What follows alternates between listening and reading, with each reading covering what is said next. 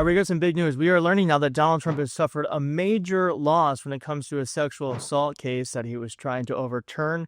We are now hearing that one of the Supreme Court justices are trying to defy Donald Trump and saying that she is independent. And I also have a story about how I believe AI needs to be completely and utterly regulated.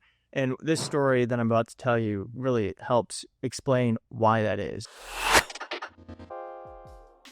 Now, first, let's get to this story here about Trump suffering this awful loss from E. Jean Carroll. Donald Trump has failed to overturn an $83 million defamation verdict against New York writer E. Jean Carroll, who accused the president of sexually assaulting her in Manhattan department store in the 1990s. It goes on to say, this is the three-judge panel speaking, the jury's duly rendered damages awards were reasonable in light of the extraordinary and egregious facts of this case. Trump has spent more than 18 months fighting the decision, which was handed down in January 2024 after a civil jury found him liable for defaming Carroll. And this case was the first time that Trump, who has been accused of sexual harassment or assault by more than 24 women since the 1970s, had been held accountable in court for his alleged treatment of women. He has denied every allegation. He can deny that stuff, but I'll tell you this. I suppose if one or two people had accused Donald Trump of sexual assault, I would be like, okay, with one or two, maybe they're trying to get money. 24 people? 24? One for each hour of the day? Accuse this man of sexual assault. And you're telling me every single one of them is lying? That's their defense? Absolutely not. So congrats to E. Jean Carroll, who has been able to finally draw some blood from Donald Trump and give him consequences. He is allergic to them. For some reason, we cannot get this man to face consequences, but this woman has. And by him trying to throw this out, it actually worked against him because he's trying to overthrow the $83 million verdict. Trump had argued that the judgment was both excessive and invalid following a Supreme Court decision last year that expanded his presidential immunity.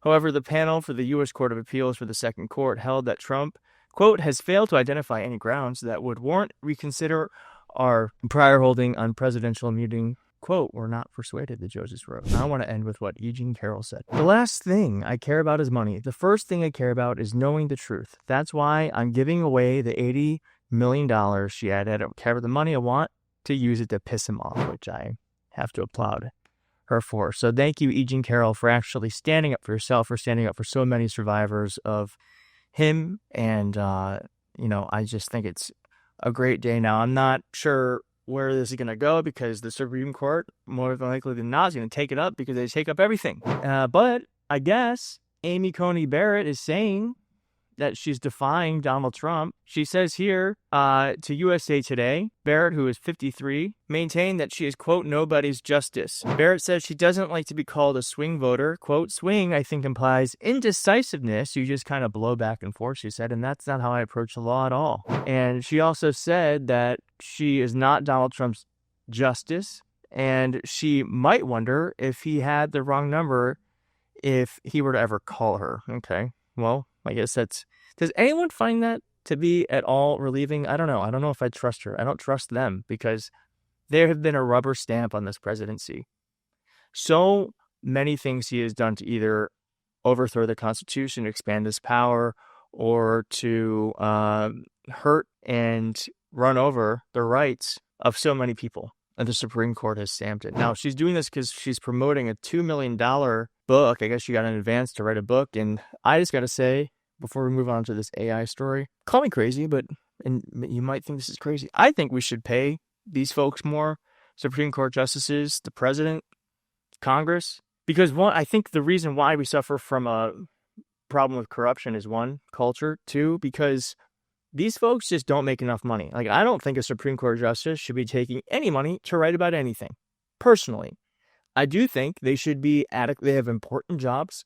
They make important decisions. And if they are following the law and they're not corrupt, they should get a good salary. Certainly more than what they're making now. So they don't ever feel the need to have to do this sort of shit.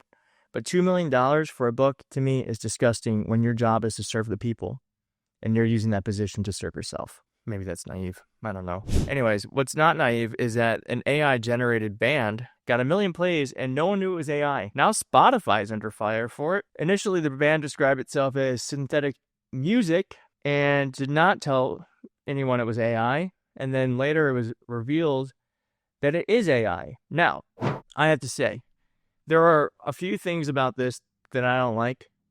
I don't think any platform should be getting attacked for this. Like Apple, Spotify, they are platforms, but the reason why we have clean drinking water, the reason why flights used to be safe and run on time is because of government regulation.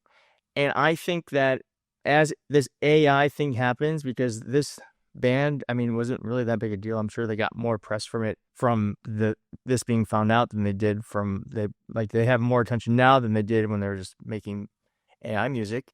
To me, is a sign that we need to regulate this stuff. But the problem is that we have Sam Altman, Tim Cook, Mark Zuckerberg, of course, in that video where he was just conspiring with the president. Like, how much do you want me to say?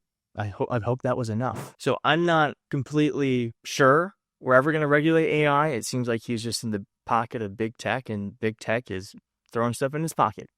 But if we want to fix this AI problem, and I think it is a problem, what we need to do is regulate it. Now, Congress was able to pass the Takedown Act. It criminalizes deep fakes and sexually explicit material that uses your likeness. That's good.